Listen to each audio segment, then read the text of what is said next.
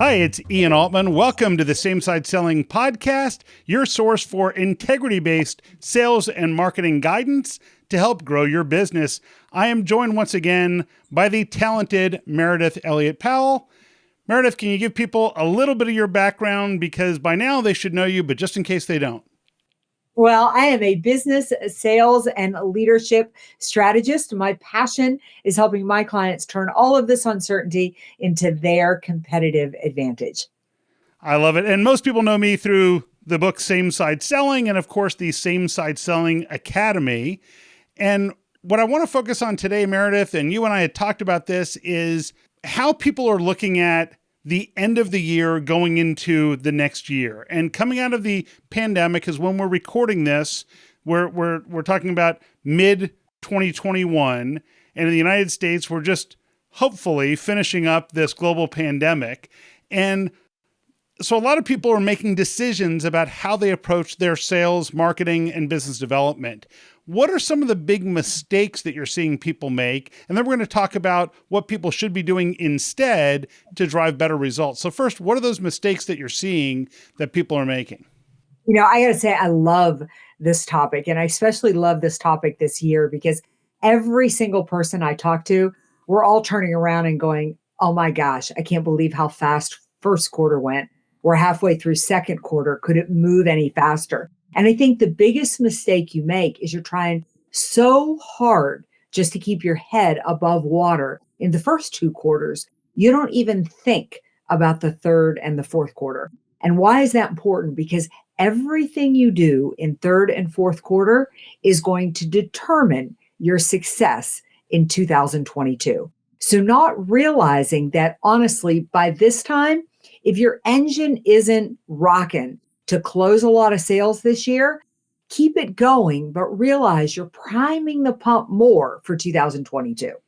I love that perspective because I think that if we look at the pandemic, now some businesses really thrived during the pandemic and they had huge opportunities and had explosive growth. I had a client of mine who grew from 42 million to, they were hoping to get to 45 million last year, and they ended up doing a little over $500 million because they just were in the right place at the right time, and people needed personal protective equipment that they happened to actually have a source for. So it worked out great. They were able to capitalize on that. Many other businesses struggled, and I think that one of the things that we see is that people went from being proactive and strategic to reactive and tactical. So they started just responding to any opportunity, any place they could grab revenue. That's what they went after, even if it wasn't good revenue. And so that's something that I want to talk about a little bit, which is the difference between revenue in general and the right revenue. Because I think a lot of businesses, the mistake they make is they think any revenue is good, but sometimes we get those toxic clients. Sometimes we get the clients who aren't necessarily the right strategic fit. And those are the people who end up being the bane of our existence. They suck us into the vortex of evil, and it sucks all the energy out of our business. So do you have some thoughts on that in terms of just revenue versus the right revenue? Yeah, all the more reason you need to be planning for third and fourth quarter, because if not, you wind up more with revenue rather than the right revenue. Because as you head into the end of the year, you want to make your quota. You want to hit your goal. So you start grabbing at anything. The other thing I think is that we're all salespeople, right? And for salespeople, it's the thrill of the chase. I mean, sometimes when you reject me, it almost turns me on more. I want to try to land that deal even more than I did before. But if I don't catch myself, because we have all done this, you have landed that deal, you get that high, you talked that customer into it, and oh my God, did they make you pay for it 20 times over. You thought you won, but you just realized you signed your own death sentence. So it's all the more reason you want to plan. I always say you need to be selling from a place of power rather than a place of need. So as you head into third and fourth quarter, to use your term, it's not about chasing revenue. It's about chasing the right revenue. Yeah. And part of it is, how do we attract those clients for whom we can have the greatest impact? Because let's face it, depending on what your business is, not everybody's the right fit for you. And the sooner you realize that, the better. One of the things that I spent time actually with a client of mine earlier today, and I said, Well, let's come up with a list of criteria of those organizations who are the best fit. Those organizations who you'll never have a debate about whether or not you're adding value for them and whether you do it uniquely compared to the competition. They said, well, I mean, gee, those are the ideal clients for us. Yeah, they look like this, but that's not everybody. And I said, okay, how many of those types of organizations do you think exist out there?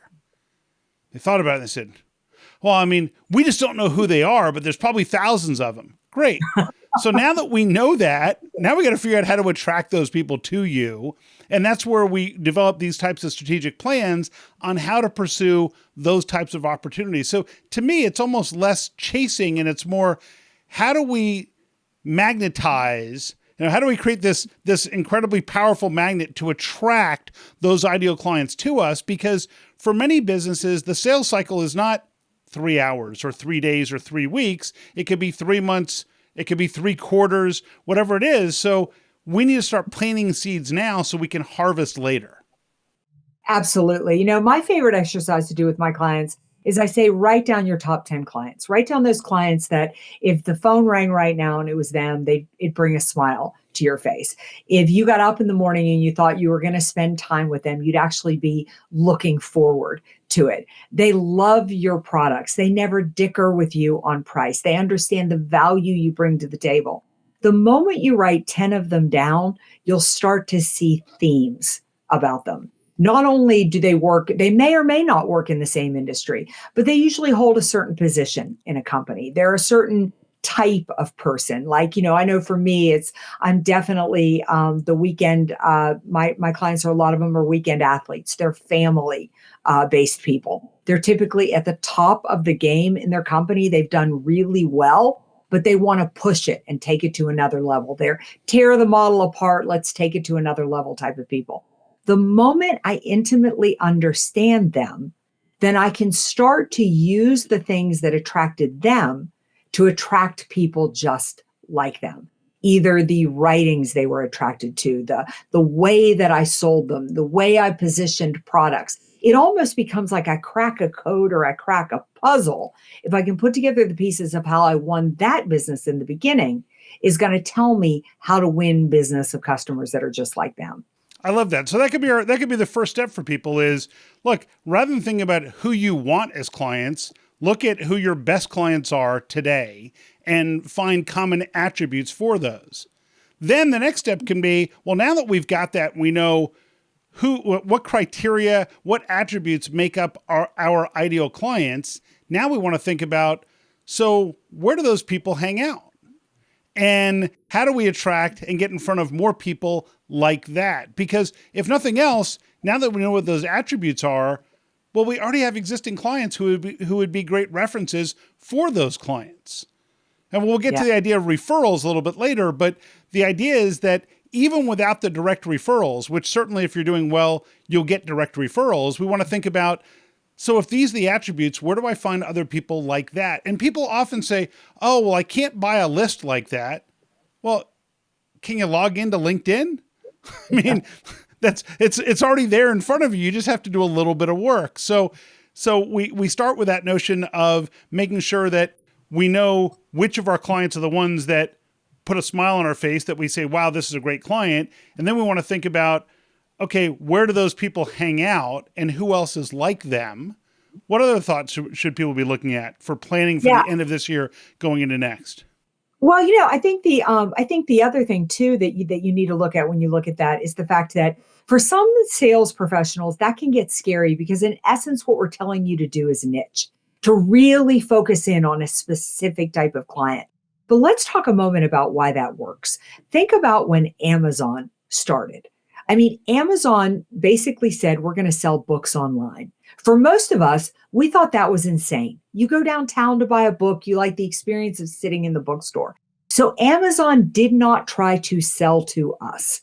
They knew their ideal customer. And once they knew that ideal customer, they sold to them and allowed them to sell the rest of us on the idea. Because, as Ian said, we're going to get into referrals. Well, you have to make people happy before you can get referrals. And the reason you want to know this ideal is because this is who you can make happy. Now, the third step I think you need to take beyond that is you need to go back to those top 10 clients and you need to have a conversation with them to intimately understand the problems they're facing right now. Because if you're going to attract more people like them, you need to understand what the current problems are. And far too often, we're way too comfortable with our existing customers. And hopefully, we've reached a relationship where if they have a problem, they'll call us. We don't necessarily have to work as hard because we did so much work on the front end.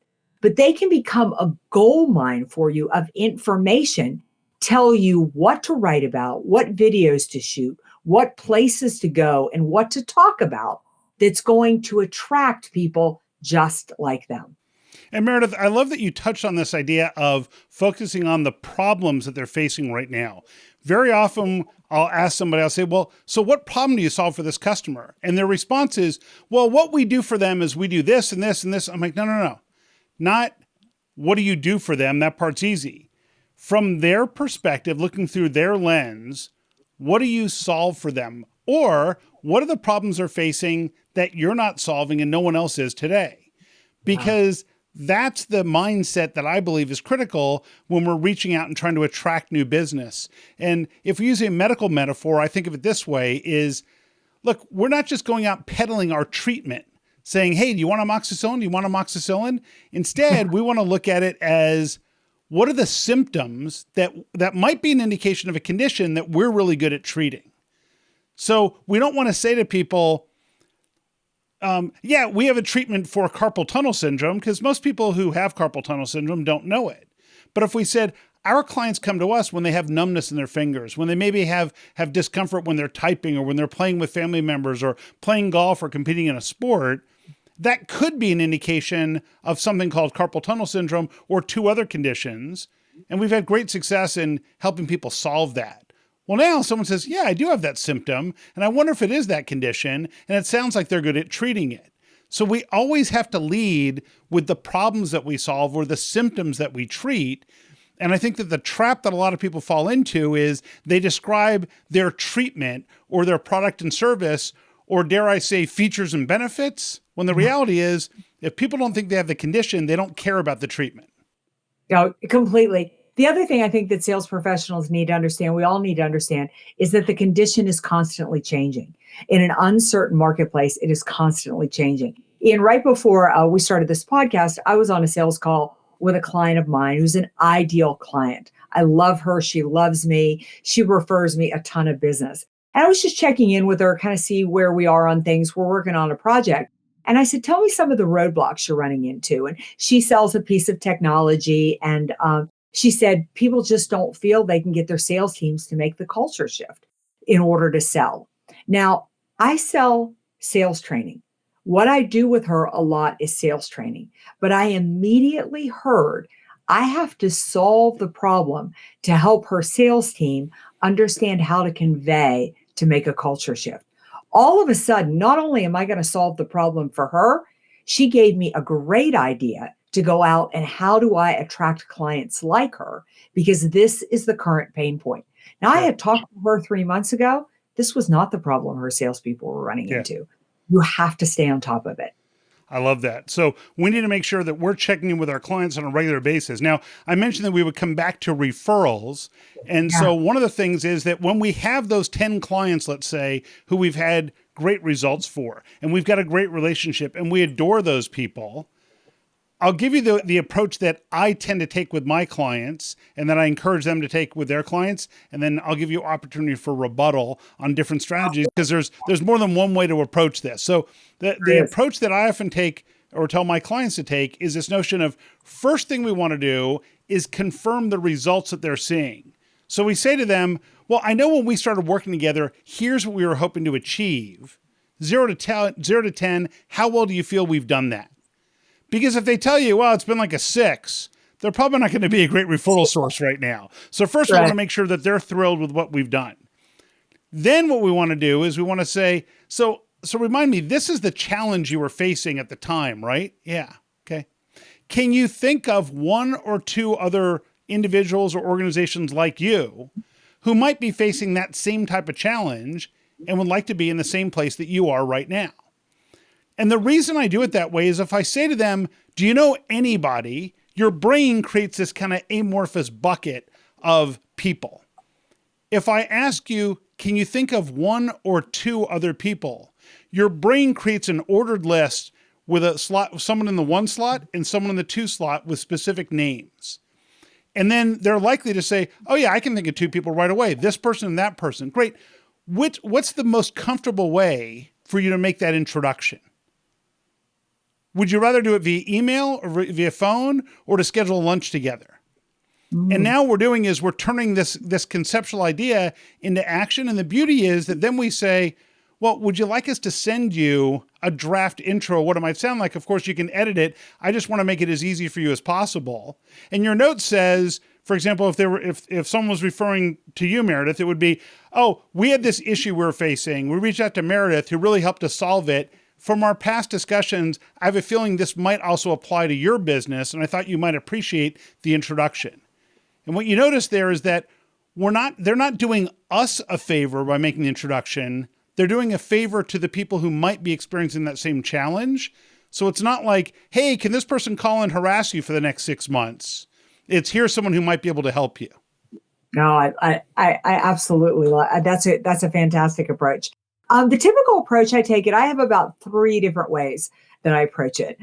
Number one is before I close out a contract, if I'm doing training or I'm doing consulting, I'm always keenly aware of their vendors, partners, and who they're connected to in the association.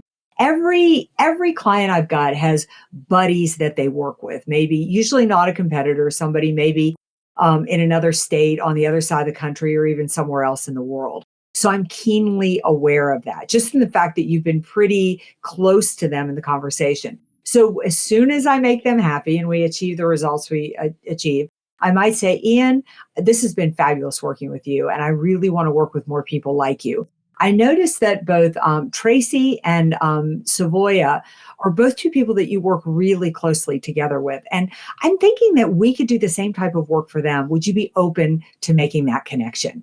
Now, usually, I rarely get any problem at all. If I do get any pushback, my third choice, and then I'll tell you my second, is to just go into just getting a really good testimonial. Because I'll use, I might reach out to Tracy or somebody by using social proof, by saying, could I say I just finished working with your company, and use it as an introduction? And I'll use that testimonial as social proof with the next person to open the door. Ian suggested I reach out to you, but Ian doesn't necessarily want to get involved, at all. And the last way I approach it is just fairly open and fairly simple. A lot of this I do for my keynote speaking engagements because I'm only going to go in there typically and do one keynote. Most likely they won't have me back next year. I make a referral to them of who they should have on stage next year. So it takes the problem off the table for them. And I say, would you keep me in mind? I know you work with a lot of other meeting planners. I'd love to have a connection to work with other meeting planners just as great as you. That's great. That's great. So that wraps up that whole notion of referrals. So I want to recap all the stuff that we talked about here so that people have a concise way to do this. So I'm going to do my best to recap things. I generally forget stuff and leave things out. And so Meredith, hopefully you'll back me up after this and clean up the mess that I create in trying to do this recap. And so here's the key stuff. First is when we're planning for the end of this year going into next year, the first place you want to look is you want to look at your top clients right now. Who are the people that make you smile? And that way we're getting an idea of the profile and the attributes of our ideal client. Then we think about where might those people exist elsewhere in the world and how do we connect to those? We want to think about connecting to our existing clients and think about what are the problems or challenges that they are facing today so we can talk about and describe those symptoms that we're good at treating. And then when it comes to referrals, we want to reach back out to our existing clients. First, make sure they're really satisfied, and then we give you a couple different approaches for how to get those referrals, one of which is, hey, I notice you work with these people and those people. Are those the kind of people who might benefit from what I do as well? The other side is, hey, who else is having the same type of challenge who might appreciate the same outcome that we've delivered for you? What did I miss, Meredith? I think you did a fantastic job. The only thing that I would add is take all this, Use the time now to create the strategy for third and fourth quarter. You're going to need the energy to keep your foot on the gas. You're going to need to be proactive. So take the time now to be methodical about who you want to call on, why you want to call on them, what your approach is going to be, and what your ask is going to be as far as getting referrals. You do that, and you're going to finish 2021 strong, and you're going to start 2022 off even better. Fantastic. So Meredith, where can people learn more about you and connect to you? Well, they can find me at my website, which is valuespeaker.com, just the words valuespeaker.com, or follow me on LinkedIn. I tend to live on that social media channel. I'm a big believer, build your network, change your life. So if you reach out and connect with me, I will connect with you. Fantastic. And please feel free to reach out to me on LinkedIn. You connect to me. If there's another Ian Altman, I'm not aware of him, but I'm pretty easy to spot on LinkedIn. And of course, at samesideselling.com. And we will see you on the next episode of the Same Side Selling Podcast. Bye-bye.